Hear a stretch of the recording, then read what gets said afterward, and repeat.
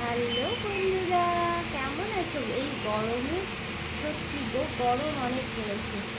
আমি বেশি লাইটই আসি, আমি ব্লগ খুব কম বানাই। তো আজকের আমার এই ব্লগটা যারা দেখছো তারা হয়তো অবাক হয়ে যাবে যে হ্যাঁ, আমি আর ব্লগ।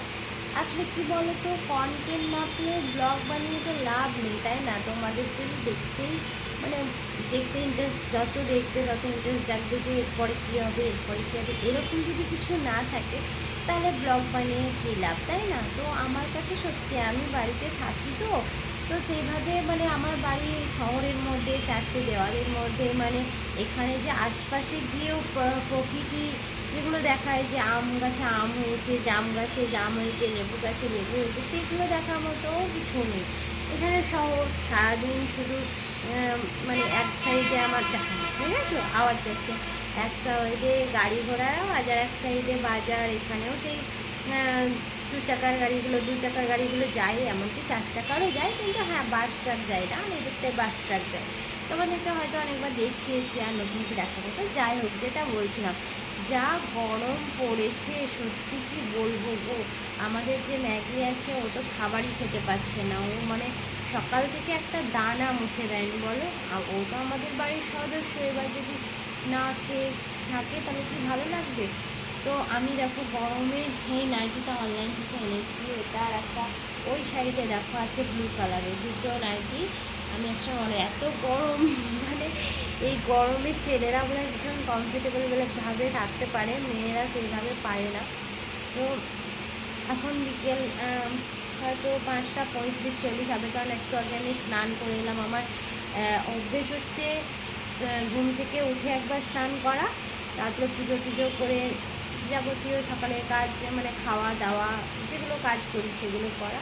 আর হচ্ছে বিকেলবেলাও আমি ঘর ঝাঁট আমি দিই। কাজের বউ আছে, কিন্তু সে বাসন নিয়ে চলে যায়, তো ঘর ঝাঁট দিই। তারপরে আমি সকালে যে ড্রেসটা পরে থাকি সেটা ছেড়ে আর স্নান করি, গা দিয়ে, ঠিক আছে, মাথা দিয়ে না, গায়ে। তো স্নান করার পর এবার একটু রেডি রেডা হবো, তারপরে দোকানে যাব।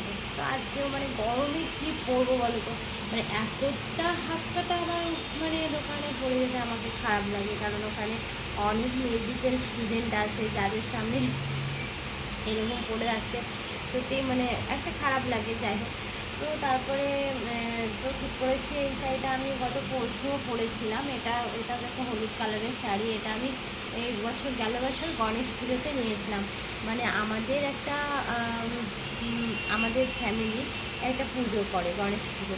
তো সেখানে কোড দেওয়া থাকে যে সবাই এই কালারেরই ড্রেস পরবে। তো এবার ছিল হলুদ কালারের, আগের বার ছিল সবুজ কালারের। তো হলুদ কালারের শাড়িটা নিয়ে এসেছিলাম। আর গণেশ পুজোতে হলুদ কালারের শাড়ি পরাটাই ঠিক, গণেশও দেখবে হলুদ কালারেরই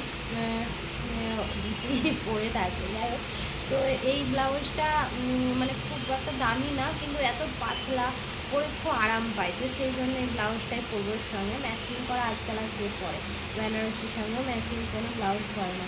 আর দেখো হলুদ কালারটা না খুব উজ্জ্বল লাগে শরীরে, তাই না? আমাকে বিশ্বাস করবে না, ছোটো থেকে আমাকে সবাই বলেছে যে হলুদ কালারটা আমাকে খুব মানায়, কিন্তু বিশ্বাস করো আমি হলুদ না একদমই ভালোবাসি না। আমার প্রিয় কালার হচ্ছে ব্লু এবং গ্রিন। তো এই দুটো কালারের মধ্যে বেশি ভালো লাগে, কিন্তু কিছু কিছু পুজো আছে যেগুলোর জন্য এই শাড়িগুলো পরতে হয়।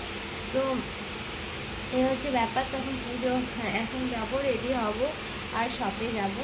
তো এই গরমে কি বলবো, শপে যেতে হচ্ছে, কারণ আর আমার শপে তো জানোই, আমি শপের জন্য কোথাও বেরোতে পারি না।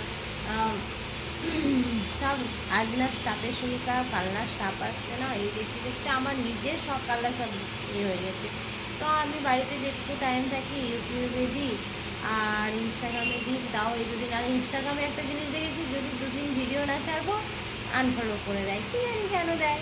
যাই হোক, আমি তো আমার টাইমেই দেবো, তাই না বলো? তো যাই হোক, তোমরা সকালে কেমন আগে শুনছি নাকি ঝড় আসছে সুন্দরবনের দিকে। আচ্ছা, ঝড়ের বেশ সুন্দর সুন্দর নাম বের করে বলো।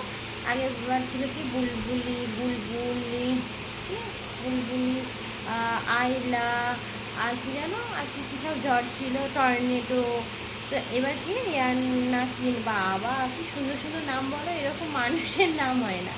তো যাই হোক, দেখো ঝড় আসছে, এদিকে না, যদিও আমাদের এদিকে না, ওই সুন্দরবনের দেখো তোমাদের যাদের যাদের বাড়ির সুন্দরবন এলাকায় কেমন আছো জানাবে ঝড়ের পরে। আর খুব ভালো মানে সাবধানে থেকো, ভালোভাবে থেকো। আর ঝড়ের পর অবশ্যই জানিয়ে তোমরা কেমন আছো। চলো টাটা, বাই।